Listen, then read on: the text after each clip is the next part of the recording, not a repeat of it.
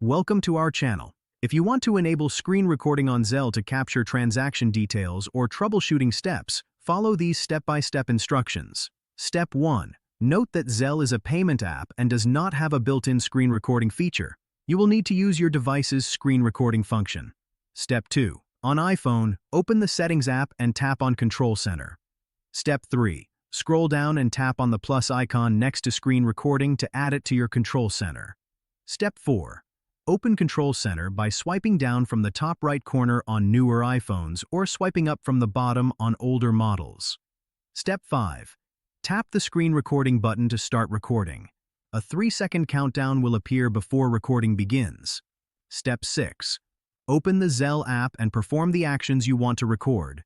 Step 7. When finished, tap the red status bar at the top of the screen and select Stop to end the recording.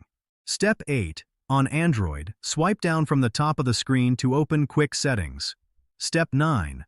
Look for the screen recorder icon and tap it to start recording. Step 10. Open Zelle and record the necessary actions. Tap Stop when finished. Don't forget to like this video and subscribe to our channel.